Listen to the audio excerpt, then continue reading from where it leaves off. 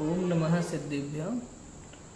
नमो अरिहन्ताणं नमो सिद्धाणं नमो आयर्याणं नमो उवज्झायाणं नमो लोये सव्यसाहुणं।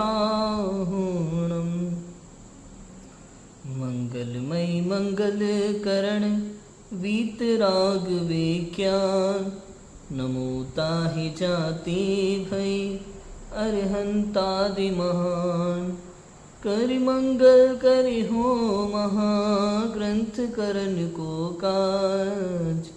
जाति मिले समाज सब पावी निज पद राज। मिथ्या देवादिक भजी होहे मिथ्या भाव। तज तिनको साची भजो यह हित हित पाओ।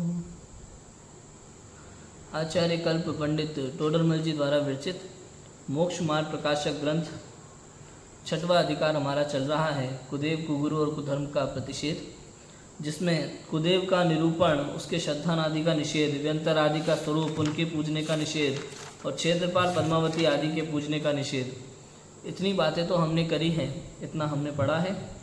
आज हमें पढ़ना है कुगुरु का निरूपण और उनके श्रद्धान आदि का निषेध। पेज नंबर 175 175 है ना। अब यहाँ कुगुरु का निषेध करते हैं। देखो यहाँ ऐसा क्यों लिखा जा रहा है, कुगुरु का निषेध क्यों किया जा रहा है? क्योंकि भैया जीवन में गुरु ही हैं जो हमें सही रास्ता दिखाते हैं, और यहीं अगर गलती हो गई तो रास्ता भटक जाओगे, कहीं के कहीं पहुंच जाओगे। मोक्ष मार्ग के लिए चार गति से छुड़ाने वाले जो गुरु हैं वो दिगंबर भावलिंगी गुरु, जो बाह्यांतर परिग्रह से रहित होते हैं, विषय कषायों से रहित होते हैं, वीतरागी जिनकी परिणति होती है, ऐसे महान दिगंबर संत वो सच्चे गुरु होते हैं।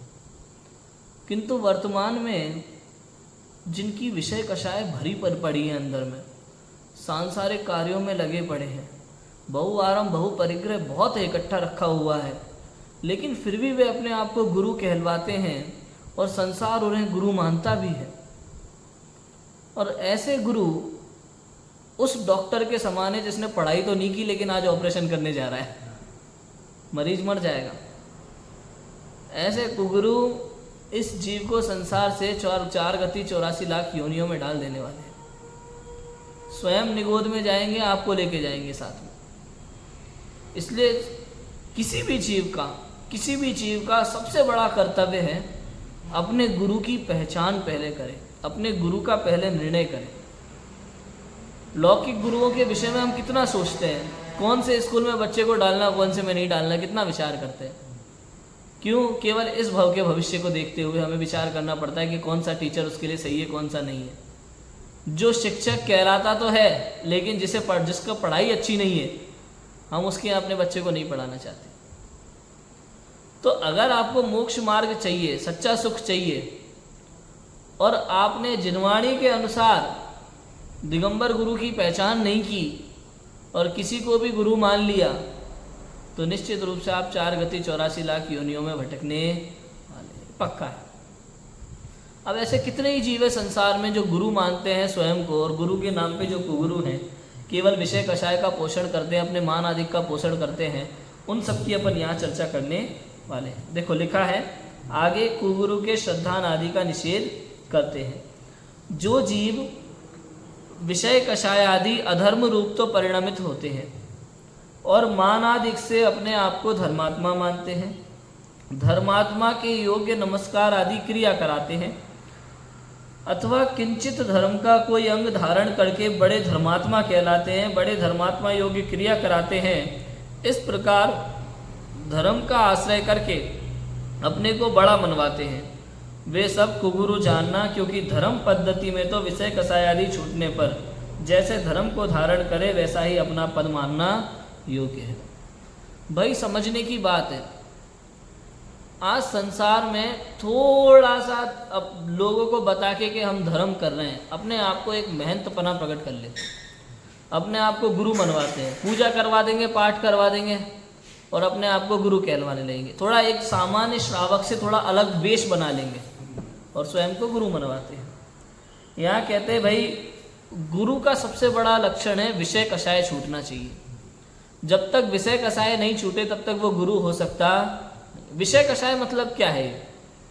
विषय कषाय क्या होता है कि 5 इंद्रिय के विषय, उसमें लोलुपता, इच्छा करना, ये चाहिए वो चाहिए, 5 इंद्रिय के विषयों की इच्छा, तृष्णा, ये तो है विषय। और कषाय माने क्रोधादि कषायों की उत्पत्ति अंदर में, आत्मा में अज्ञान के कारण होता है। ये विषय कषाय अज्ञान का लक्षण है, समझो। तो जिनके अंदर विषय कषाय भरे पड़े, जो सांसारिक कार्यों में दिन रात रुचि लेते हैं, वो सब सच्चे गुरु हो सकते हैं नहीं।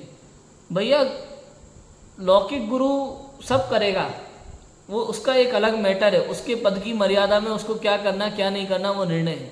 श्रावक के अनुसार उसकी मर्यादा कितनी है वो भी भूमिका अनुसार। मिथ्या दृष्टि जीव कैसा जीवन जीता है, 14 गुणस्थानवर्ती जीव का जीवन कैसा होता है, 5वें गुणस्थान का कैसा होता है और मुनिराजों का कैसा होता है, सबका अलग अलग है, अंदर से भी और बाहर से भी। दोनों के जीवन अलग अलग होते हैं सभी के। समझ में आया कि नहीं आया? तो सबसे महत्वपूर्ण है विषय कषायों का अभाव। यदि विषय कषायों का अभाव नहीं है तो वो गुरु भी नहीं। सीधी सिंपल सी बात है। ये सांसारिक कार्यों की जिम्मेदारी किसकी है? गृहस्थों की है। यदि मुनिराज उनमें पड़े तो वो मुनिराज हो सकते नहीं, ये भी हमें समझ लेना। तो वो गुरु नहीं हो सकते। इसलिए लिखा कि इस प्रकार धर्म का आश्रय करके अपने को बड़ा मनवाते हैं, वे सब क्या जानना? कुगुरु जानना। क्योंकि धर्म पद्धति में तो विषय कषाय आदि छूटने पर जैसे धर्म को धारण करे वैसा ही अपना पद मानना। भाई जितना आपका धर्म आपने धारण किया है, जितना आपने नियम संयम लिया है, उतना ही मानना चाहिए। फिर आप अपने आप को गुरु नहीं कहलवा सकते। आपके पास परिग्रह है ना, थोड़ा भी है, तिल तुष मात्र परिग्रह है, तो आप अपने आप को दिगंबर मुनि नहीं कहलवा सकते। यदि आप अणुव्रत का पालन नहीं करते तो आप अपने आप को पंचम गुणस्थानवर्ती नहीं कहलवा सकते। समझ में आया कि नहीं आया? यदि आपके एलक क्षुल्लक जैसा आचरण नहीं है तो आप अपने आप को एलक क्षुल्लक नहीं कहलवा सकते। यदि आपसे ब्रह्मचर्य नहीं पलता, खाली ब्रह्मचर्य का वेश लिए बैठे हो, तो आप अपने आप को ब्रह्मचारी भी नहीं कहलवा सकते। बहुत सारी चीजें। यदि आपने उपवास नहीं किया है तो अपने आप को उपवास वाला नहीं कहलवा सकते। आप समझ लो, जितना आपका नियम है उतना ही कहलाना पड़ेगा। यथा योग्य, जैसे धर्म को धारण करे वैसा ही अपना पद मानना वो योग्य है। यदि आपने तिल तुष मात्र भी परिग्रह रखा है ना, तिल तुष मात्र परिग्रह, तो आप दिगंबर मुनिराज तो नहीं हो सकते। यदि आपकी सांसारिक कार्यों में रुचि है ना, तो आप दिगंबर मुनिराज तो क्यों नहीं हो सकते? भाई वेश तो है कि नहीं, क्योंकि ये कार्य गृहस्थों के हैं। क्यों नहीं हो सकते? क्योंकि ये कार्य गृहस्थों के कार्य मुनि नहीं करते, मुनियों के कार्य गृहस्थ नहीं करते। समझ में आया कि नहीं आया? अपने अपने अलग अलग कार्य है भाई। आप बताओ, प्रिंसिपल का कार्य प्रिंसिपल करता है, निर्देशक का कार्य निर्देशक करता है, सामान्य अध्यापक का कार्य वो करता है। सबके अपने अपने काम है। कलेक्टर का कार्य कलेक्टर करता है, पियून का कार्य पियून करता है। सबके अपने काम है। अब पियून कलेक्टर का काम करने लग जाए और कलेक्टर पियून का काम करने लग जाए तो कैसे चलेगा? समझ में आया कि नहीं? ऐसे दिगंबर मुनिराज का कार्य कौन करेगा? दिगंबर मुनि करेंगे। और गृहस्थों का कार्य कौन करेगा? दोनों के अलग अलग है। यहां निर्णय करना चाहिए। देखो, अब कुलादि अपेक्षा गुरु पने का निषेध। यहाँ कहते हैं कुछ लोग अन्य मतों में कुलादि की अपेक्षा स्वयं को गुरु मनवाते हैं। वो कैसे होता है? पढ़ते हैं। देखो, वहां कितने ही तो कुल द्वारा अपने को गुरु मानते हैं। उनमें कुछ ब्राह्मण आदि तो कहते हैं हमारा कुल ही ऊंचा है, इसलिए हम सबके गुरु हैं। परंतु कुल की उच्चता तो धर्म साधन करने से है। यदि उच्च कुल में उत्पन्न होकर हीन आचरण करे तो उसे उच्च कैसे माने? सोचो जरा। यदि कुल में उत्पन्न होने से उच्चपना रहे तो मांस भक्षणादि करने पर भी उसे उच्च ही मानो, सो बनता नहीं है। भारत ग्रंथ में भी अनेक ब्राह्मण कहे हैं, वहाँ जो ब्राह्मण होकर चांडाल कार्य करे उसे चांडाल ब्राह्मण कहना, ऐसा कहा है। यदि कुल ही से उच्चपना हो तो ऐसी हीन संज्ञा किस लिए दी? भैया उच्च कुल में जन्म लेने से कोई ऊंचा हो गया, ऐसा तो होता नहीं। अन्य ग्रंथों में भी, हिंदू मतों में भी ऐसा है। वहाँ कुछ इस तरह से उस बात को कहा है हिंदू मान्यता के ग्रंथों में, भागवत शास्त्र आदि में, उधर कुछ इस तरह से इस बात को कहा है कि व्यक्ति कुल से नहीं कर्म से बनता है। यदि आप ब्राह्मण हैं तो दो प्रकार से हो सकते हैं, एक कुल से ब्राह्मण और एक कर्म से ब्राह्मण। अब वहाँ हिंदू मत में क्या होता है, पूजा करने का अधिकार केवल ब्राह्मणों के माना है।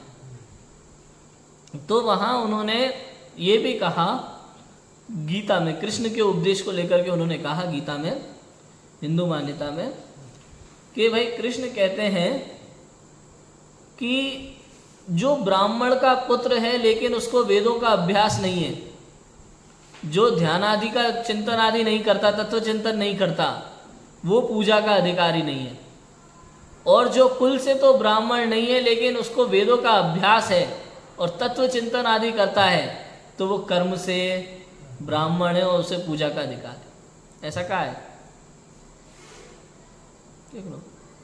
तो यहाँ अब अन्य मत भी इस बात को स्वीकार करता है, हमें भी ये बात स्वीकार करनी ही चाहिए। ये बात एकदम सच्ची है। कोई जैन कुल में जन्म लेने से कोई जैन नाम नहीं पाता है, समझ में आया कि नहीं आया? कुल से थोड़ी कोई महंत हो जाता है। जैन कुल में जन्म लेने से कोई जैन नाम नहीं पाता है।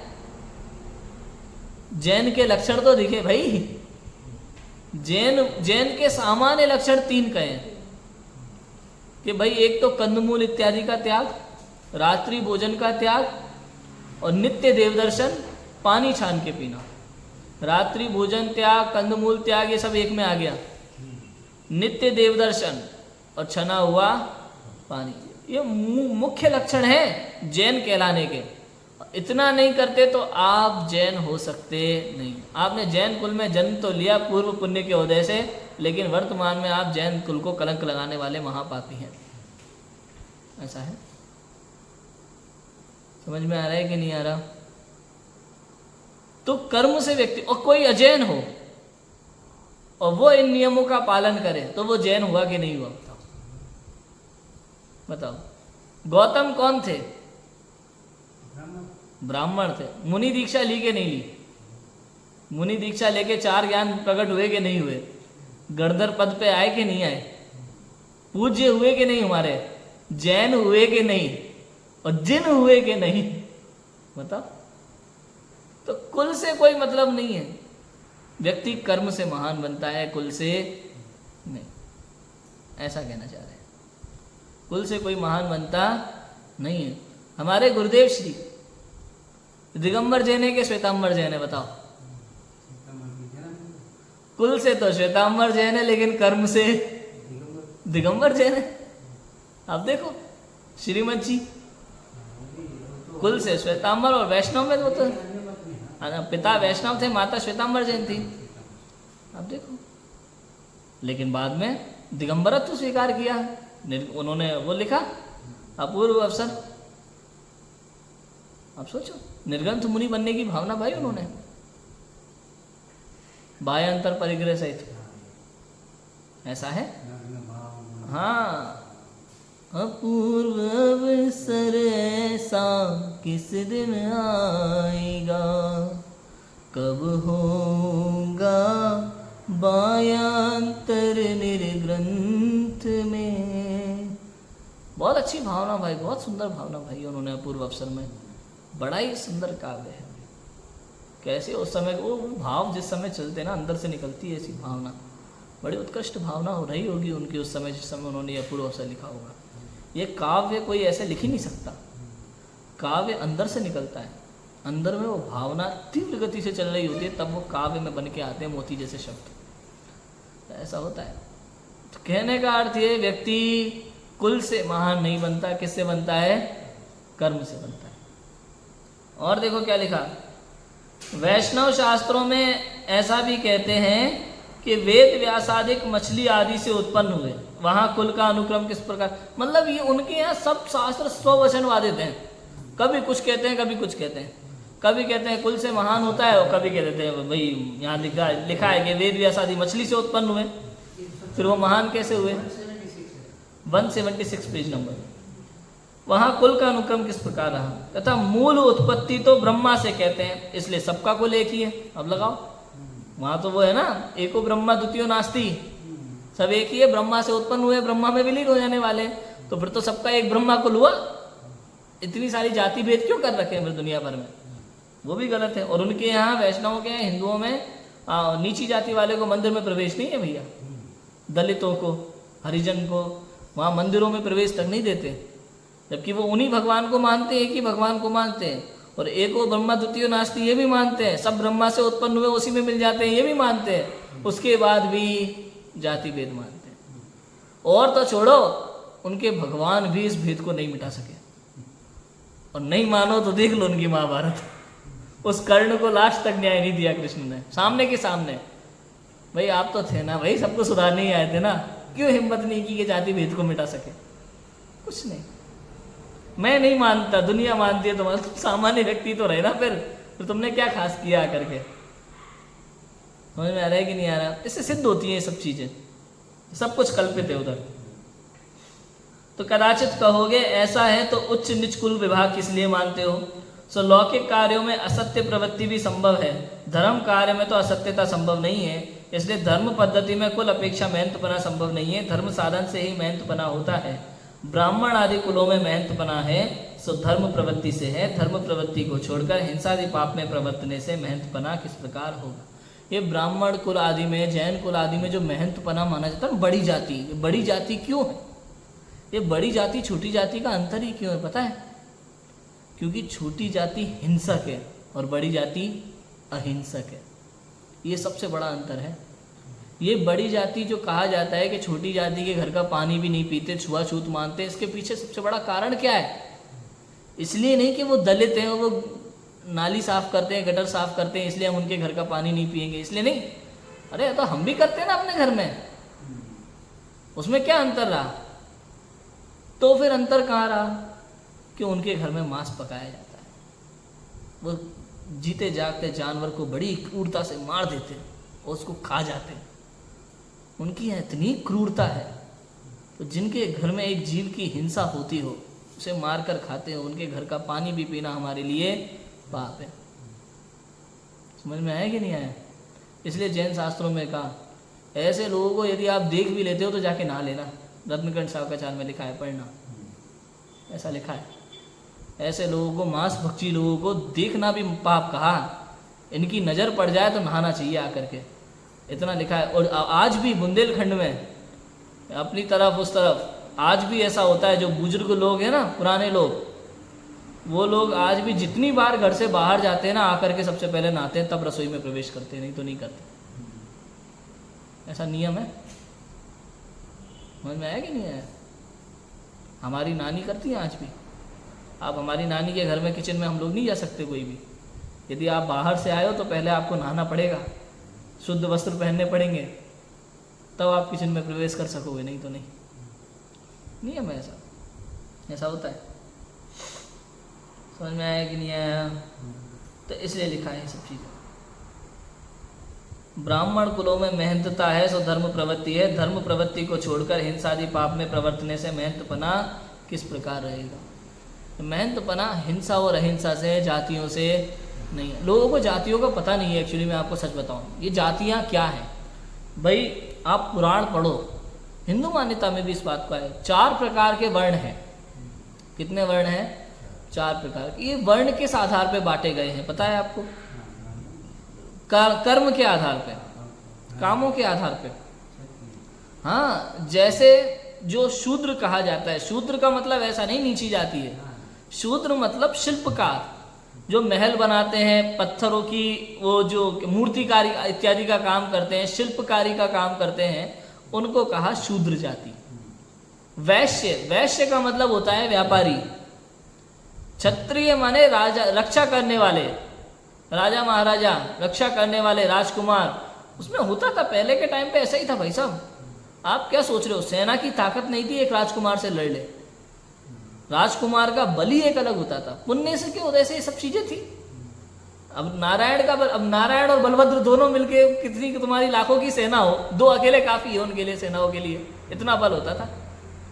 5 पांडवों में कितना बल, ये चरम शरीरी जीवों में कितना बल होता था। तो वैसा है, समझ में है कि नहीं है। तो रक्षा करने वाले हैं वो क्षत्रिय कहलाए, और जो ज्ञान का काम करते थे, स्वाध्याय करते थे, ज्ञान बांटते थे, वो कहलाए ब्राह्मण। ऐसा नहीं कि ब्राह्मण माने हिंदू जाति, शूद्र माने नीच जाति, और वैश्य माने एक दूसरी जाति हो गई, और ब्राह्मण माने ऊंची जाति, ऐसा कुछ भी नहीं। भरत चक्रवर्ती ने बनाया, ब्राह्मण कुल भरत चक्रवर्ती ने उसका किया था उद्घाटन। पहले 3 ही थे, पहले 3 ही कुल हुआ करते, 3 ही वर्ग थे पहले, क्षत्रिय, वैश्य और शूद्र।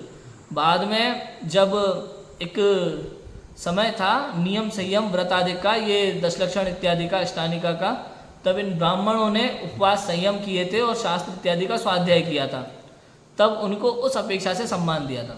तो वो ब्राह्मण वर्ग कहलाया। जिन्होंने ज्ञान का काम किया वे सब ब्राह्मण वर्ग कहलाए। ऐसा था। ब्राह्मण बाद में आया, पहले 3 लेकिन भरत चक्रवर्ती के सामने ही। और ये 3 भी उससे पहले थे, 3 भी आदिनाथ के समय से शुरू हुए थे। उसके पहले तो भोग भूमि थी, वहां तो इन वर्णों का काम ही नहीं था, तो ज्यादा समय नहीं था ब्राह्मण वर्ग शुरू होने में। पहले 3 थे, उसके बाद 4था शुरू हो गया कुछ समय बाद। तो ऐसा था। और ये कहानी सब जगह मिलेगी आपको, चाहे आप आदि पुराण पढ़ो, चाहे हरिवंश पुराण पढ़ो, चाहे पद्म पुराण पढ़ो। मुख्य 3 पुराण है हमारे यहाँ, तीनों में मिलेगी आपको स्टार्टिंग में ये चीजें। समझ में आया कि नहीं आया। तो ऐसा होता है। तो फिर ये जो किसी की छुआछूत है, किसी के घर का पानी नहीं पीना, ऐसा क्यों? केवल एक ही कारण से कि आप हिंसक हैं, आप मांस खाते हैं। ये जिस बर्तन में आपने मांस खाया हो, उस बर्तन को धोने के बाद भी मैं खाना तो नहीं खा सकता। समझ में आया कि नहीं आया। या जिस बर्तन में मांसाहारी व्यक्ति ने भोजन कर लिया, उस बर्तन में हमारे यहाँ भोजन नहीं किया। कांदा, बटाटा, लहसुन, वो भी, हाँ वो भी, सब कुछ होता है ऐसा। समझ में आया कि नहीं आया। तो ऐसा है। तथा कोई कहते हैं कि हमारे बड़े भक्त हुए, सिद्ध हुए हैं, धर्मात्मा हुए हैं, हम उनकी संतति में हैं, इसलिए हम गुरु हैं। परंतु उन बड़ों के बड़े तो ऐसे उत्तम थे नहीं। यदि उनकी संतति में उत्तम कार्य करने से उत्तम मानते हो, तो उत्तम पुरुष की संतति में जो उत्तम कार्य ना करे उसे उत्तम किस लिए मानते हो? शास्त्रों में व लोक में यह प्रसिद्ध है कि पिता शुभ कार्य करके उच्च पद पाता है, पुत्र अशुभ कार्य करके नीच पदों को प्राप्त करता है। फिर अशुभ कार्य करके, पिता अशुभ कार्य करके नीच पद को प्राप्त करता है, पुत्र शुभ कार्य करके उच्च पद को प्राप्त करता है। इसलिए बड़ों की अपेक्षा मेहनत मानना योग्य। भाई कोई कह रहा है कि नहीं देखो हम मेहनत हैं, क्यों? क्योंकि हमारे बड़े जो है ना पूर्वज, वो बड़े भक्त हुए हैं, कोई सिद्ध पुरुष हुआ है हमारे पूर्वजों में, बड़े धर्मात्मा लोग हुए हैं, और हम उनकी संतति में हैं, इसलिए हम भी। ऐसा नहीं है भैया, ऐसा नहीं है। क्यों? क्योंकि हो सकता है तुम्हारे दादाजी धर्मात्मा रहे हो, लेकिन इसकी क्या गारंटी तुम्हारे परदादा भी धर्मात्मा रहे। तो परदादा के पुत्र तो फिर तो संतति बिगड़ जाएगी, क्योंकि ऐसी कोई गारंटी नहीं है कि तुम्हारे यहाँ पूर्वज सभी धर्मात्मा रहे हो। और यदि तुम्हारे परदादा धर्मात्मा नहीं थे, तो फिर तुम्हारे दादा को धर्मात्मा क्यों कहा गया? कर्म के कारण से।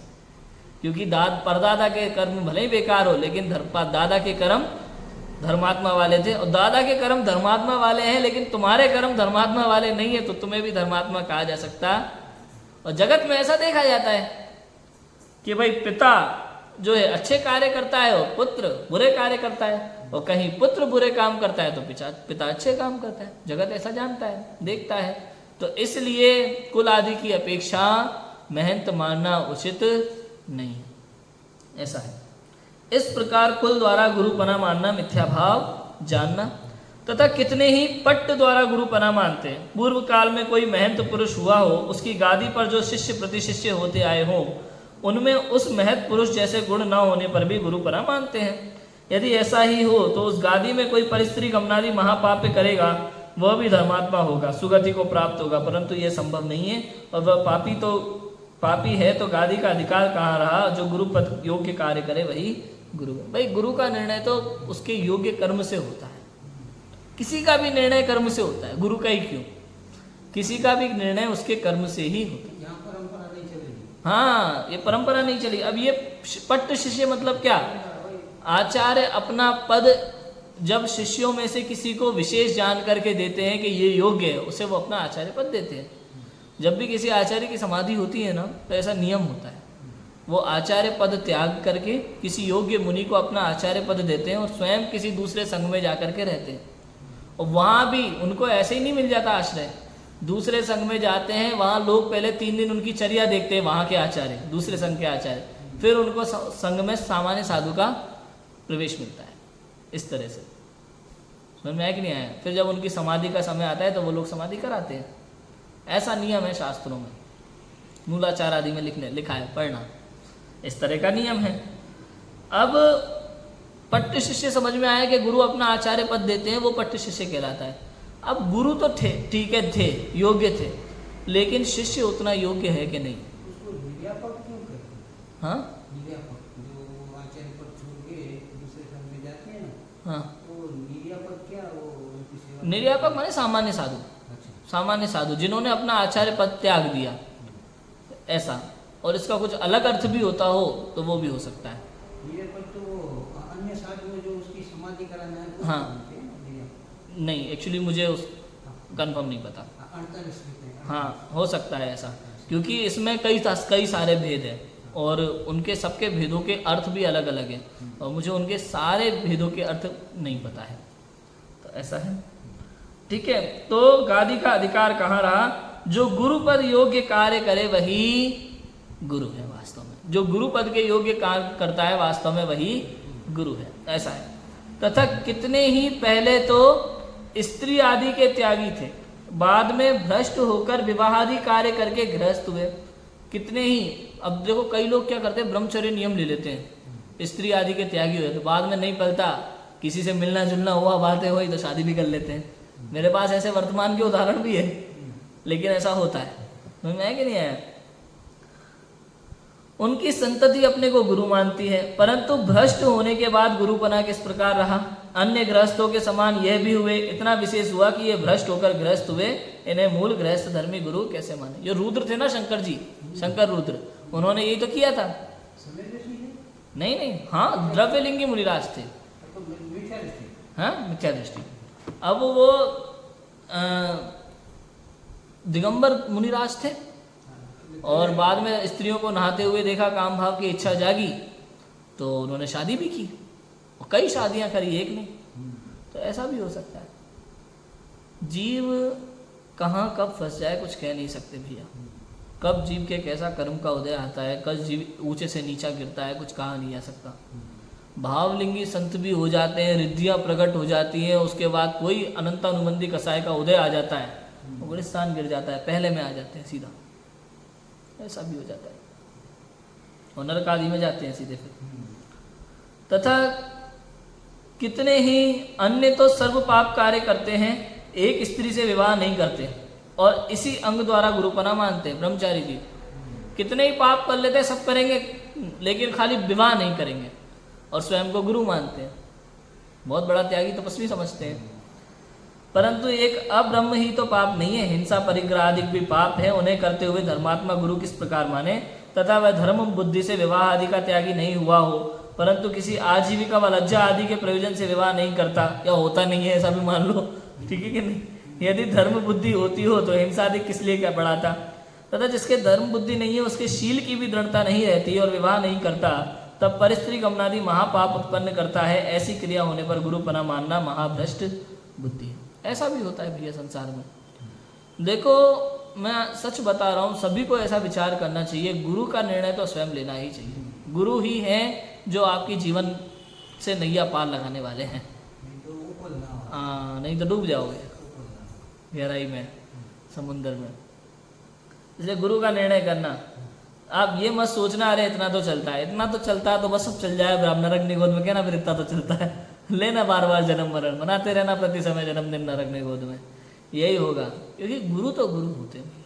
आप सोचो ना, लौकिक में भी विचार करके देखो, आप किसी स्कूल में बच्चे का एडमिशन गए, वहाँ प्रिंसिपल ऐसे सिगरेट पी रहा हो तो क्या कहोगे आप?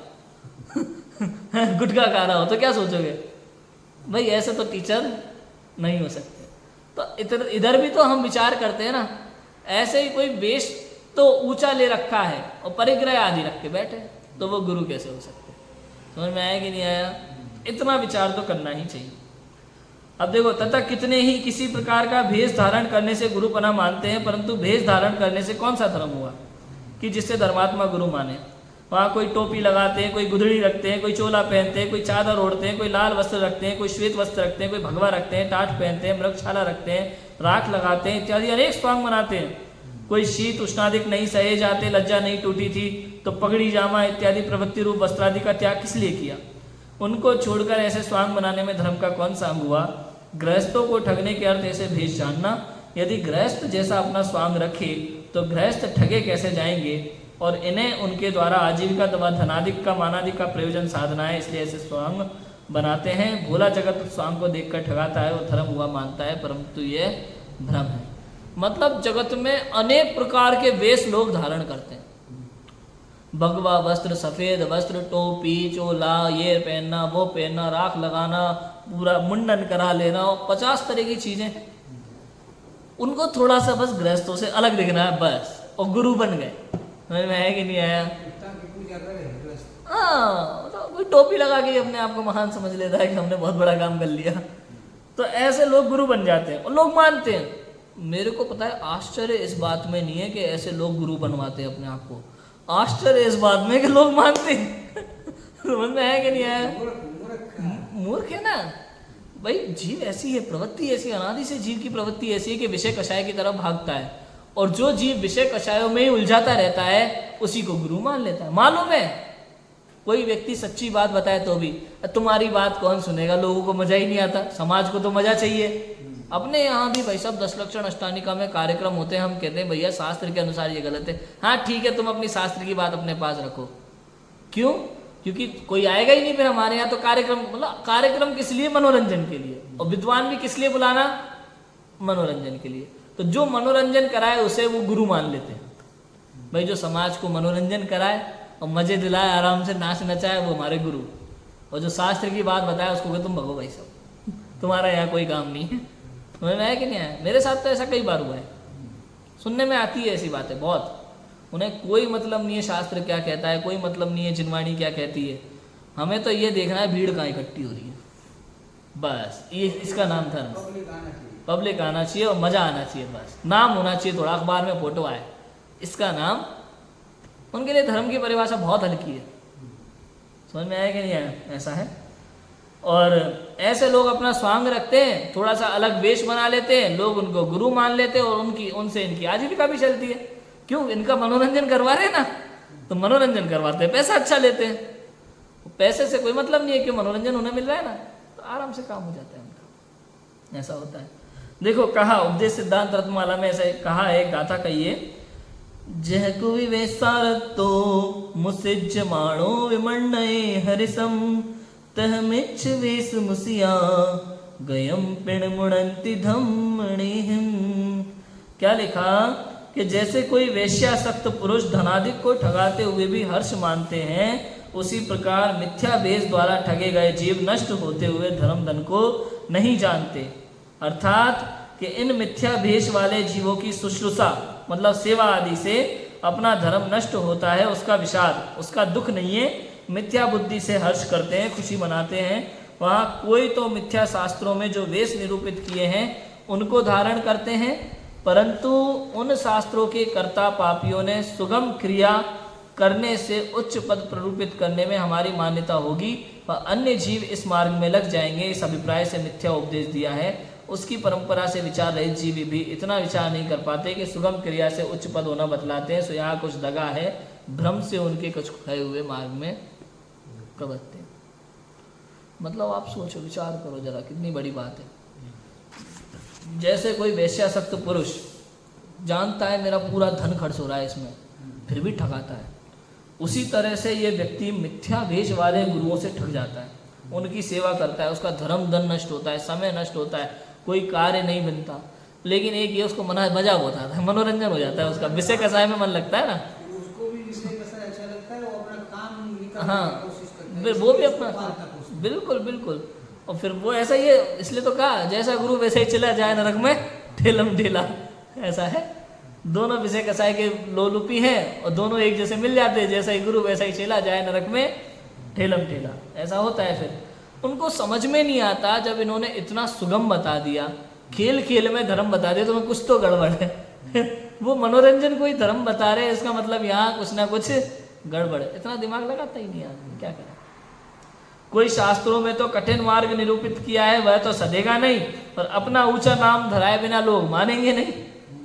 इस अभिप्राय से यति, मुनि, आचार्य, उपाध्याय, साधु, भट्टारक, सन्यासी, योगी, तपस्वी, नग्न इत्यादि नाम तो ऊंचा रखते हैं और इनके आचारों को नहीं साध सकते, इसलिए इच्छानुसार नाना वेश बनाते हैं। कितने ही अपनी इच्छानुसार ही नवीन नाम धारण करते हैं, इच्छानुसार ही वेश बनाते हैं। शास्त्रों में जो भी साधुओं के नाम आए ना, भेदाएं, उस अनुसार व्यक्ति अपने अपने नाम तो रख लेता है, लेकिन उसके आचरण को नहीं पालता। आचरण वैसा नहीं होता। वेश भी बना लेंगे, नाम भी रख लेंगे ऊंचा, लेकिन आचरण नहीं पलता। फिर कहते भाई पंचम काल है, जितना कर रहे हो उतना बहुत है। समझ में है कि नहीं आया? ये बहुत बड़ी, बहुत गजब की लाइन मिल गई उन्हें तो। हाँ, हमारे से तो ऊंचे हैं, हमसे तो इतना भी नहीं होता।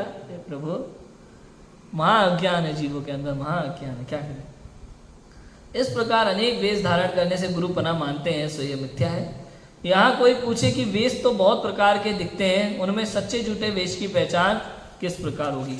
कोई भी कह सकता है भाई कि वेश तो बहुत प्रकार के संसार में, सच्चे झूठे वेश की पहचान कैसे करें? तो देखो, जिन वेशों में विषय कषाय का किंचित लगाव नहीं है, वे वेश सच्चे हैं। वे सच्चे वेश 3 प्रकार के, अन्य सर्ववेश मिथ्या है। भैया, जिन विषय वेश में आपको दिखे कि यहाँ विषय कषाय का पोषण नहीं है, वही वेश सच्चे हैं, पूज्य हैं, अन्य नहीं। और ऐसे 3 लिंग हमारे यहाँ जिनागम में कहे हैं। छठ पाहुड़ में, दर्शन पाहुड़ में आचार्य कुंद कुंद कहते हैं, देखो, ईगम जिण स्रुवम विद्यम किठ सावयाणम तु अवरठियाण तयम चौथ पुण लिंग दंसणम नथी।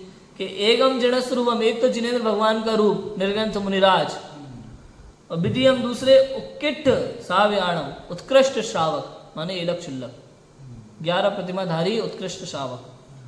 और तीसरे अवरठियाण तय्यम, तीसरे हैं आर्यका देव का रूप, स्त्रियों में सबसे श्रेष्ठ आर्यका रूप।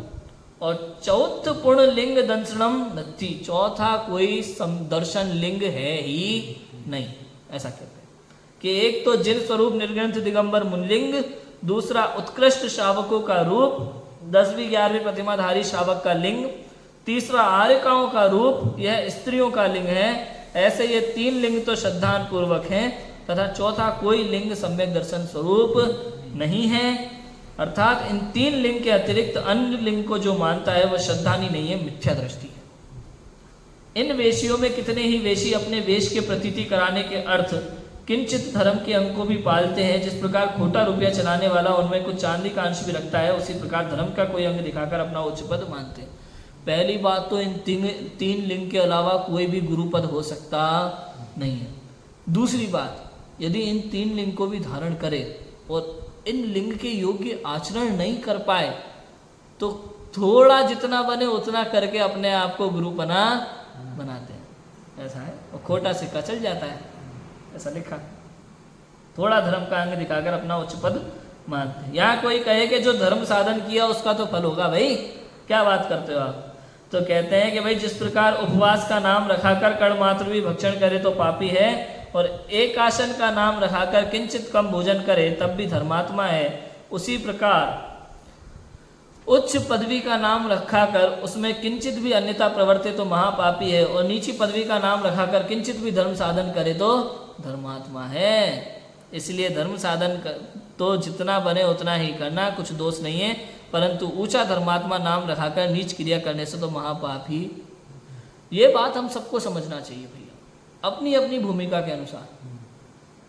हम किसी भी लेवल पे हो, किसी भी पद पे हो, अंदर के बुरे परिणामों को हमें छुपाना ही नहीं चाहिए कभी। दोष है।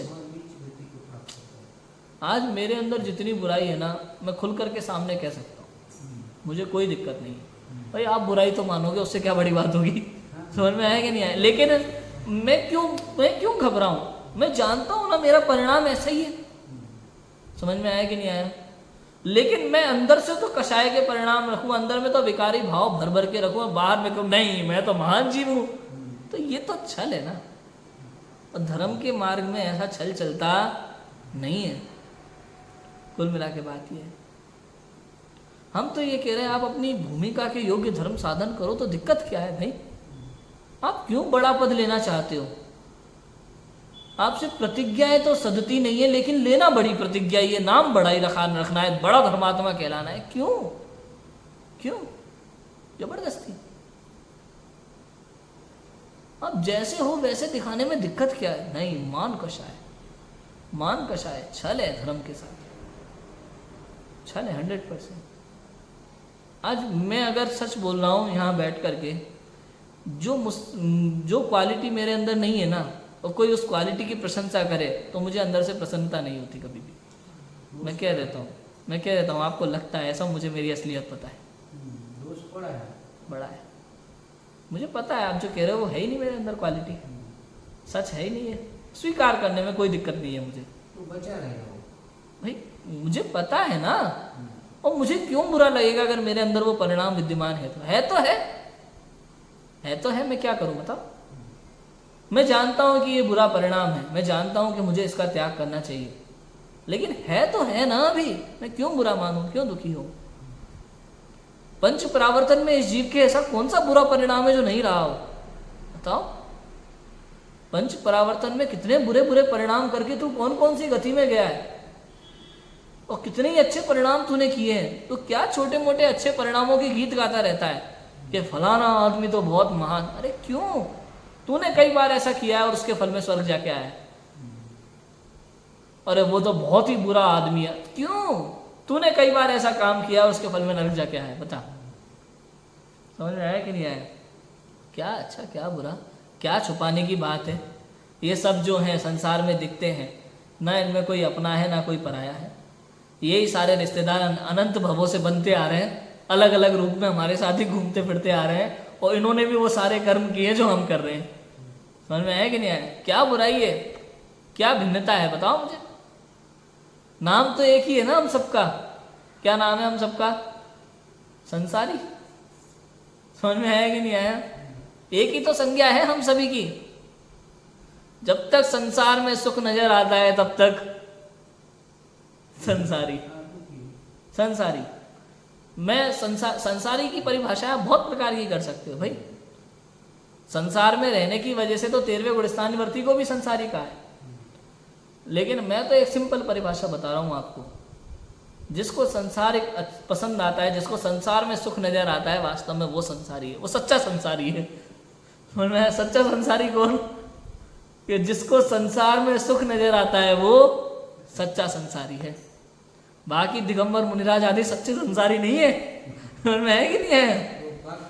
हाँ, सम्यक दृष्टि ज्ञानी जीव दिगंबर मुनिराज ये सब सच्चे संसारी नहीं है। क्यों? क्योंकि अब इनको संसार में सुख नजर आता नहीं है, और ये सभी अपने को शरीर से भिन्न अनुभव करते हैं, कर्मों से भिन्न अनुभव करते हैं, ज्ञाता दृष्टा अनुभव करते हैं, और शीघ्र अतिशीघ्र ये सब मुक्ति में जाने वाले हैं, संसार को त्यागने वाले हैं। इसलिए वे सच्चे संसारी नहीं है। सच्चे संसारी कौन है? जिन्हें संसार में सुख नजर आता है वही वास्तव में सच्चे संसारी हैं। सोचो, कभी कभी ऐसे ऐसे बातें मजा आता है पढ़ने में, है ना? ऐसा है। वही छठ पहाड़ में कुंद कुंद आचार्य ने कहा, क्या कहा छठ पहाड़ में? जह जाय रूप व सरिसो तिल तुस में तमणग हदि अत्तेसु जय ले अप बहुम तत्तो पुण जाय गोदम। आहा, मुनिपद वह है यथा जात रूप सदृश है। मुनिपद है वह कौन सा? यथा जात रूप सदृश। जैसा जन्म होते हुए था वैसा नग्न है सो वह मुनि। अर्थ यानी धन वस्त्रादिक वस्तुएं उनमें तिल के तुष मात्र भी ग्रहण नहीं करता। यदि कदाचित अल्प व बहुत ग्रहण करे तो उससे निगोद जाता है। अब आप इसमें क्या क्या लगाओगे बताओ? यथा जात रूप मुनि अवस्था का मतलब समझते हो आप? तन पे परिग्रह के नाम पर कुछ भी नहीं होना चाहिए। चश्मा होना चाहिए कि नहीं होना चाहिए बताओ? बिल्कुल नहीं।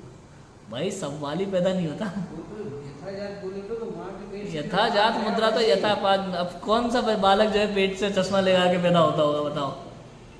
सवाल ही नहीं है भाई साहब। ये षट पहाड़ की गाथा ये क्लियर कर देती है सूत्र पहाड़ की 18वीं गाथा। यथा जात मुद्रा ही दिगंबर मुनि की मुद्रा है। यदि चश्मा भी लगाए तो वो दिगंबर मुनि हो सकते नहीं, सवाल ही नहीं है। शास्त्र उसकी आज्ञा नहीं देता। भाई आंखें खराब है, वो अपनी समितियों का पालन नहीं कर पाएंगे, आहार नहीं ले पाएंगे तो क्या करें? श्रावक बन के रहो। इच्छा छेद तो भाई समंतभद्र आचार्य को भस्मक व्याधि रोग हुआ था तो उन्होंने क्या किया था? मुनि दीक्षा छोड़ दी थी।